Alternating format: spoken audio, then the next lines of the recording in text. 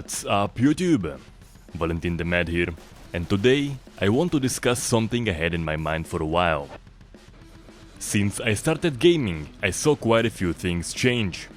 Games gradually went from a blurry mess to pretty damn impressive looking.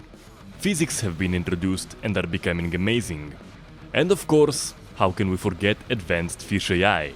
Another major step forward. However, there are two aspects that have not advanced much over the years, and I want to point those out, discuss them, and offer some ideas. The first aspect is the damage model, as in what actually kills the character. The other aspect is directly tied to it, and that is animation responses to damage. I talk about the animations quite frequently in my Go review series, but today I want to have a deeper discussion. Now, before I go into that and make my suggestions, it's important to point out that it's not relevant to all games. Arcade-ish multiplayer shooters would not need those at all, and there are plenty of other games and genres those suggestions are simply not relevant to. But I do think that hardcore military shooters such as ARMA, Red Orchestra or Insurgency, and single-player oriented games could definitely use some changes to those mechanics. So what actually kills the character? In the vast majority of the games, it sums up to a health point system.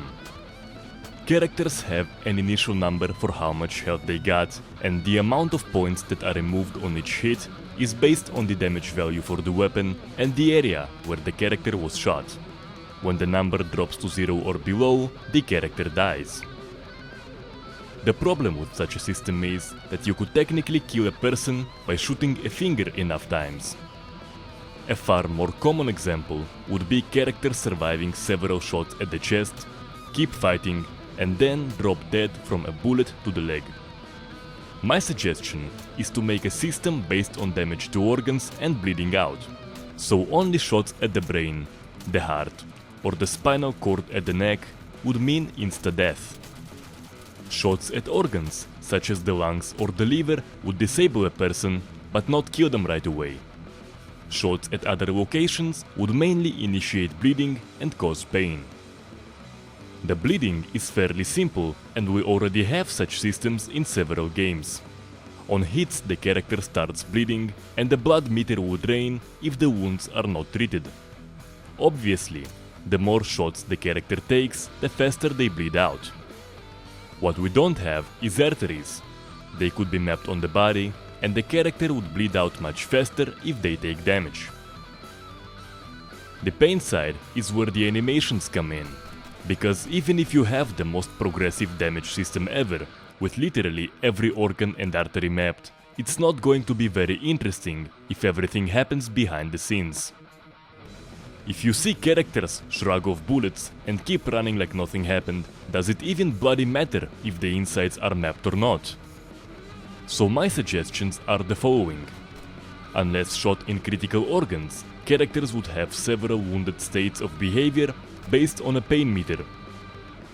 In the first state, the character can still walk and fight, but will move slower. An example of that can be seen in Soldier of Fortune 2, or survivor characters in Left 4 Dead 2. In the second state, the character is hunched, struggling to walk, and may stumble and fall.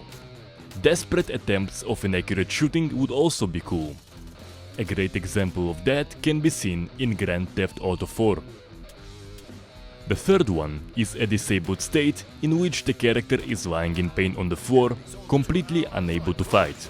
You can see this one in Hatred, SLX mode in ARMA 2, Hitman series, and others.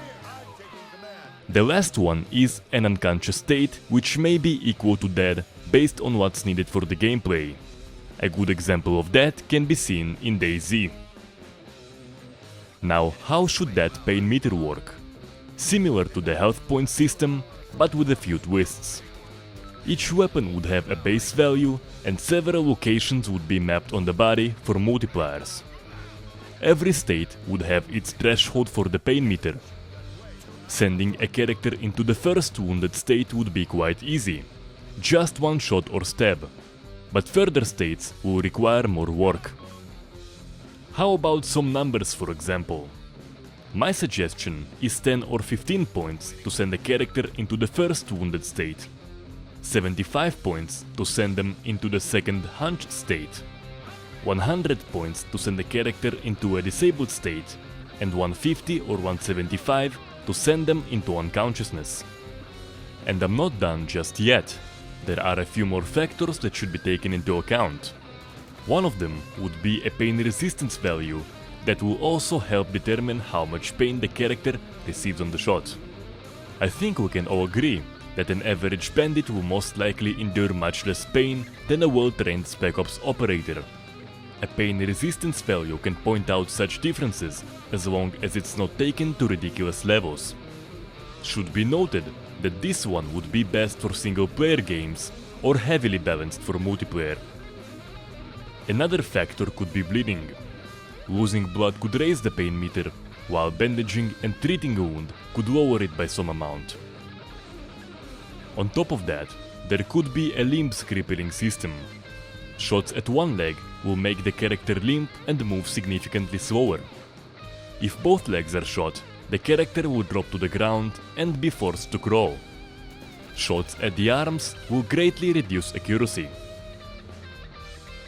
There are some arguments against that I can think of when discussing these ideas, and I want to address those. The first one is that in single player this would be an absolute nightmare. You go into the first mission, take a bullet in the lungs, and you're down. You press the restart button, and shortly later you take a bullet in the dick. Once again, your character is lying in pain on the floor. The solution to that is actually very simple. Difficulty levels. Something we already have in almost every game. In easy mode, you could be the Bloody Terminator, unleashing your wrath on the enemies, while laughing as your character is barely affected by the bullets. The other extreme would be realistic or hardcore mode for the ridiculously skilled or masochistic players, where your character really is as vulnerable as the NPCs. And of course, you would have several more difficulty levels in between. Another argument is that this is way too complicated, and there isn't a single game out there that has even half of those ideas implemented. I think that today we have the technical capabilities for something like this to happen, and I believe we're just a one-inspired team of developers away from really impressive response mechanics in the game. Do you agree? Disagree? Let me know how you feel in the comment section.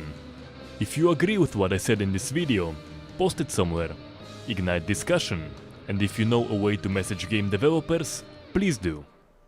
I think it's time for more complex damage models and animation responses, and I really hope I'm not the only one who thinks that. Until next time.